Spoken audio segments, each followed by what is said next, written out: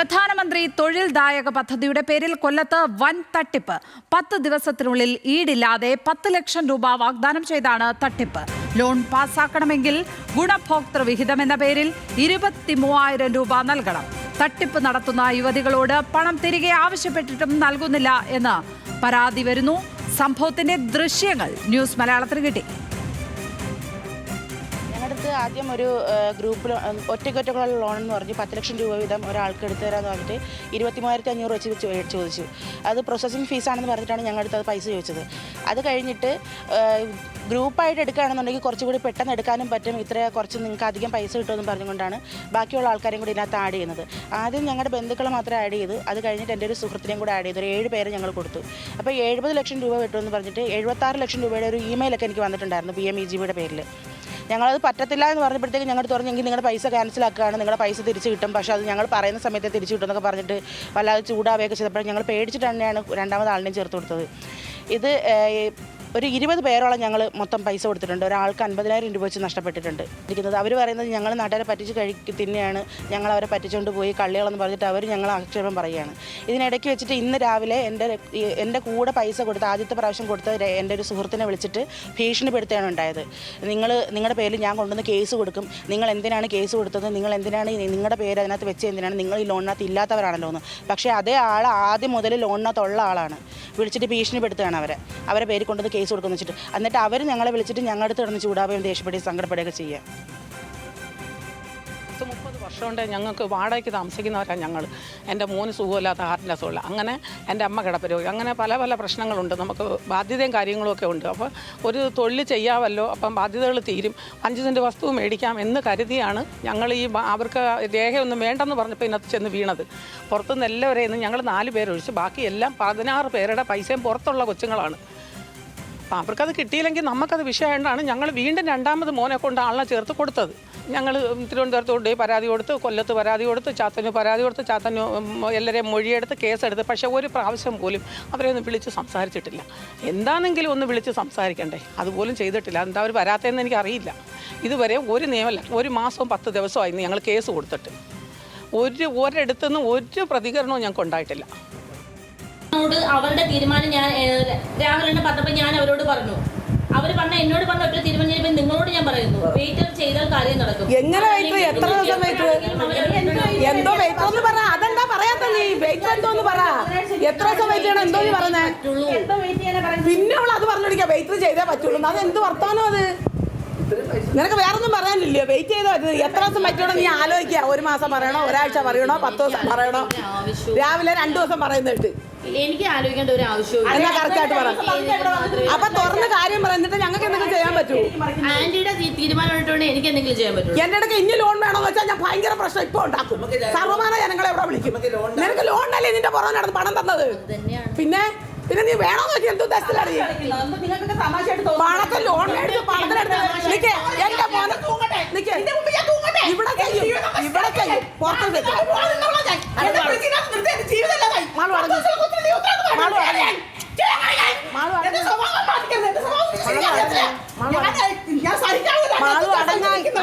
അറിയാമോ ഞാൻ അവളെ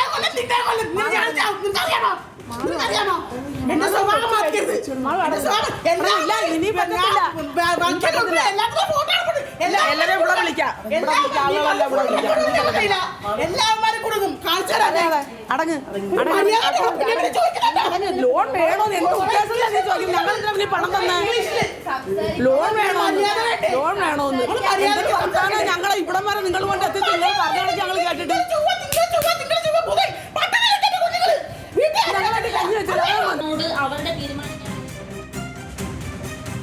ഷമീർ അബ്ദുള്ളാണ് കൊല്ലത്ത് നിന്ന് വിവരങ്ങളുമായി ചേരുന്നത്.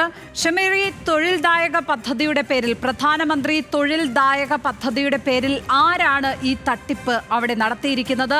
ആർക്കൊക്കെ എതിരെയാണ് ഇപ്പോൾ പരാതി നൽകിയിരിക്കുന്നത്? എത്ര പേർ തട്ടിപ്പിന് ഇരയായിട്ടുണ്ട്?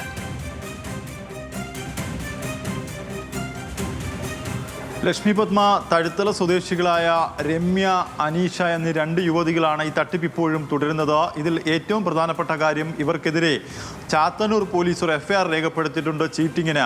പക്ഷേ ഈ ചീറ്റിങ്ങുമായി ബന്ധപ്പെട്ട് ഇവരെ ഒന്ന് വിളിച്ച് ചോദ്യം ചെയ്യാനോ ഈ പാവങ്ങളുടെ പൈസ മേടിച്ചതുമായി ബന്ധപ്പെട്ടൊരു നടപടി സ്വീകരിക്കാനോ ചാത്തന്നൂർ പോലീസ് തയ്യാറായിട്ടില്ല എന്നതാണ് ഏറ്റവും ഖേദകരമായ കാര്യം.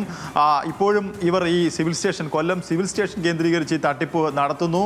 ഇതിൽ ഏറ്റവും പ്രധാനപ്പെട്ടത് വളരെ പാവപ്പെട്ട സ്ത്രീകളെ കണ്ടെത്തി ഈട് നൽകാതെ ലോൺ തരപ്പെടുത്തി തരാമെന്ന് പറഞ്ഞുകൊണ്ട് മോഹന വാഗ്ദാനം നൽകിക്കൊണ്ടാണ് ഇത്തരത്തിൽ ഈ പണം തട്ടുന്നത്. ആദ്യമായി ഗുണഭോക്താവിൽ നിന്നും 23,000 രൂപ ഇത്തരത്തിൽ ഈ ലോൺ ലഭിക്കണമെങ്കിൽ അടയ്ക്കണമെന്ന് പറയുന്നു. 23,000 രൂപ അടച്ച ശേഷം നിങ്ങൾ ഒരാളായി ചേർന്നാൽ ഇത്തരത്തിൽ ഈ പണം നൽകാൻ കഴിയില്ല, ഗ്രൂപ്പുകളാക്കണമെന്ന് പറയുന്നു. അങ്ങനെ ആദ്യം ചേർന്നയാൾ വിവിധ ഗ്രൂപ്പുകൾ ഉണ്ടാക്കിയ ശേഷമാണ് ഈ പണം വലിയ രീതിയിൽ ഇവർക്ക് നൽകുന്നത്. എന്നാൽ 4 ഗ്രൂപ്പുകൾ ചേർന്നാണ് ഈ 13 ലക്ഷം രൂപ ഈ സ്ത്രീകൾക്ക് നൽകിയത്. ഇതിനുശേഷം ഏറ്റവും പ്രധാനപ്പെട്ട കാര്യം, രാജ്യത്തിൻ്റെ പ്രധാനമന്ത്രിയുടെ ചിത്രം ഉപയോഗിച്ചുകൊണ്ട് ഒരു വലിയ തട്ടിപ്പ് നമ്മുടെ സംസ്ഥാനത്ത് നടക്കുന്നു. അതും PMEG. ഈ PMEG ലോണുകൾ നൽകാൻ ബാധ്യസ്ഥനായത് കൊല്ലം ഈ സംസ്ഥാനത്തെ ഈ താലൂക്ക് തല ഓഫീസർക്കാണ്, വ്യവസായ ഓഫീസർക്കാണ് ഇതിൻ്റെ ചുമതലയുള്ളത്. മറ്റ് ഏജൻസികളെ ഒന്നും തന്നെ ഇത്തരത്തിൽ ഈ ലോൺ നൽകാൻ ഏൽപ്പിച്ചിട്ടുമില്ല. ആ ഒരു സാഹചര്യത്തിലാണ് ഇത്തരത്തിൽ ഈ സ്ത്രീകൾ ഈ തട്ടിപ്പ് വളരെ വിദഗ്ധമായി ഈ കൊല്ലം ജില്ലയിൽ നടത്തുന്നത്. മറ്റ് ജില്ലകളിൽ ഈ തട്ടിപ്പ് നടത്തുന്നുണ്ടോ ഉള്ള കാര്യം വ്യക്തമല്ല. പക്ഷേ ഇവർക്കെതിരെ യാതൊരു നടപടിയും സ്വീകരിക്കുന്നില്ല. വീട്ടിൽ പണം ചോദിച്ചെത്തിയ സ്ത്രീകളോട് പോലും വളരെ ധിക്കാരപരമായി, പണം കിട്ടിയ ശേഷം വളരെ ധിക്കാരപരമായി സംസാരിക്കുന്ന ദൃശ്യങ്ങളാണ് നമ്മളിപ്പോൾ നൽകുന്നത്.